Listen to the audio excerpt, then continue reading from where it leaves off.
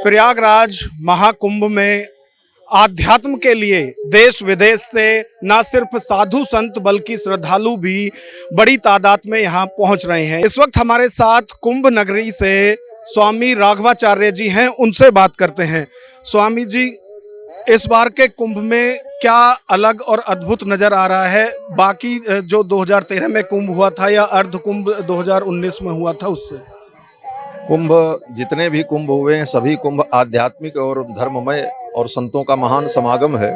परंतु इस बार के कुंभ की विशेषता यही है कि सरकार ने, भारत सरकार ने और उत्तर प्रदेश सरकार ने संतों के लिए और कुंभ में आए हुए श्रद्धालुओं के लिए बहुत उत्तम से उत्तम व्यवस्था करने का सरकार ने प्रयास किया है। और सरकार जिस प्रसन्नता से, जिस आनंद से इस कार्यक्रम को संपन्न करा रही है, ये एक अन्य कुंभों की अपेक्षा विशिष्ट है। ये इसकी विशेषता है। और इसके साथ साथ ये कुंभ जो है, ये सनातन का जो महान पर्व है कि सारे विश्व के लोग, करोड़ों करोड़ों लोग यहाँ आकर के अपनी आस्था जो है प्रकट करते हैं और आस्था की डुबकी लगाते हैं। और यहाँ आने का मुख्य उद्देश्य यही है कि सभी मत, सभी पंथ, सभी संप्रदाय के सनातन धर्मावलंबी, धर्माचार्य यहाँ आकर धर्म के विषय में और राष्ट्र के विषय में चिंतन करते हैं। धर्म की और राष्ट्र की जो समस्याएं हैं उन पर चिंतन हो, उस पर विचार हो और उस पर जो निष्कर्ष निकल करके आए, मंथन करके जो अमृत निकले, उस विचार अमृत को बांटा जाए। उस अमृत को लेकर लोग अपने अपने देश जाएं और फिर अपने अपने देश में, अपने अपने नगर में खुशहाल हों, आनंदित हों।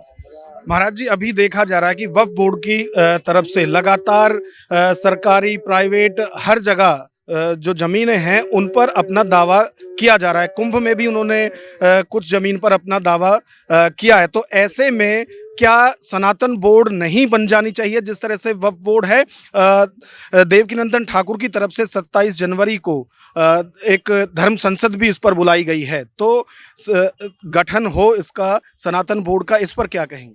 देखिए, वक्फ बोर्ड जो जहाँ जहाँ दावा पेश कर रहा है उसके दावा का कोई मतलब नहीं है। वक्फ बोर्ड कब बना है, वक्फ बोर्ड और इस्लाम यहाँ कब आया, उसके पहले से सनातन धर्म है। उससे पहले से ये गंगा भूमि, प्रयाग भूमि हिंदुओं की है। ये तीर्थराज प्रयाग मुसलमानों का तो है नहीं, ये हिंदुओं का तीर्थ है और अनादिकाल से है। तो अगर 100-200 साल से उनके पास कोई रिकॉर्ड भी होगा तो उस रिकॉर्ड का क्या मूल्य है? अभी आप देख रहे हैं जहाँ जहाँ खुदाई हो रही है वहाँ वहाँ मंदिर निकल रहा है। तो इतिहास तो सब जगह हमारा ही है। और ऐसे भी हमारे यहाँ वाल्मीकि रामायण में कहा गया है, इक्ष्वाकुणाम यम भूमि ससैल बन कान्ना। ये प्रयाग के संपूर्ण पृथ्वी हमारी सनातन धर्मावलंबियों की है। हम सब जगह दावा ठोक सकते हैं, उनसे ज़्यादा दावा हमारे पास है। और रही बात वक्फ बोर्ड के पैरेलल जो है सनातन बोर्ड बनाने की, तो सनातन बोर्ड अगर कोई सरकारी संस्था बनेगी तो आज नहीं कल उसमें दूसरे लोग, कर्मचारी लोग, अन्य लोग भी होंगे। तो उसकी जो है, उस सनातन बोर्ड से हमारे धर्म की कोई रक्षा होगी या कोई बहुत बड़ा कार्य होगा, ये हम बहुत कल्पना नहीं कर पा रहे हैं। अपितु हम ये चाहते हैं कि जो हमारे धर्माचार्य हैं, हमारा बोर्ड बना हुआ है, शंकराचार्य, रामानुजाचार्य, निम्बार्काचार्य, मध्वाचार्य, ये बड़े बड़े महापुरुष जो हैं, इनके द्वारा धर्म की व्यवस्था को नियंत्रित किया जाता रहा है। तो उसी नियंत्रण में धर्म चले। अगर इसके लिए अलग से कोई कुछ ऐसा संस्थान बनाया जाएगा और उसमें गंदे लोग आ गए तो हो सकता है कि परिस्थिति फिर उससे भी ज़्यादा भयानक हो जाए।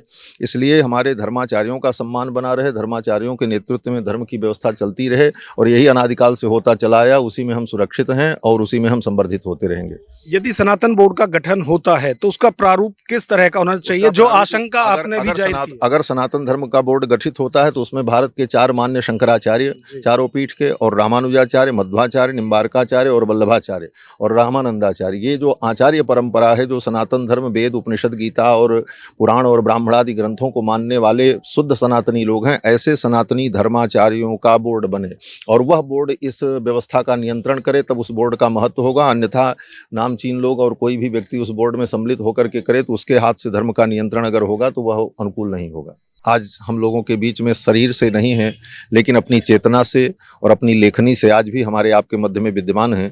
पूज्य महाराज श्री का वैभव जो था और महाराज श्री की जो प्रतिभा थी और जो साधुता थी, वो उनके ग्रंथों में और उनके विचारों में आज भी हम लोग अनुभव करते हैं।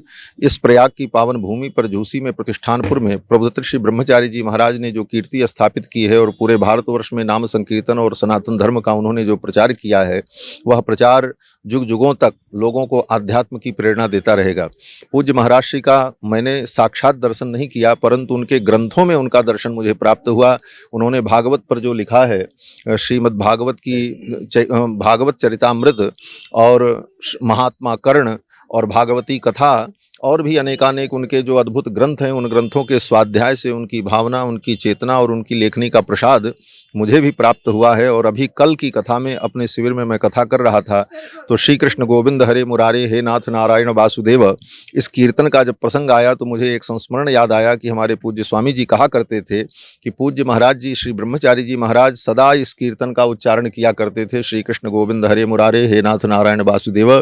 किसी विद्यार्थी को अगर डांटते भी तो कहते थे श्री कृष्ण गोविंद हरे मुरारे हे नाथ नारायण वासुदेव, तुमने ऐसी बदमाशी क्यों की। तो इस प्रकार भगवान नाम उच्चारण उनके मुख से सदा होता रहता था। यह सारी स्मृतियां हमने संतों के मुख से सुनी हैं। ऐसे पूज्य महाराज श्री के इस शिविर में जो परमार्थ का कार्य चल रहा है, आज कंबल बांटने का कार्य हुआ है और भी बहुत सारे प्रतिदिन कार्य हो रहे हैं, भोजन भंडारा और वस्त्र वितरण, अन्न वितरण और कंबल वितरण। यह परमार्थ का कार्य ही सनातन धर्म का स्वरूप है। और सनातन धर्म तो सबके सुख की ही कामना करता है। सर्वे भवन्तु सुखिनः, सर्वे सन्तु निरामयाः, सर्वे भद्राणि पश्यन्तु, मा कश्चित् दुःख भाग् भवेत्। कैमरामैन विवेक के साथ Nagendra Bhati, news watch India, Prayagraj.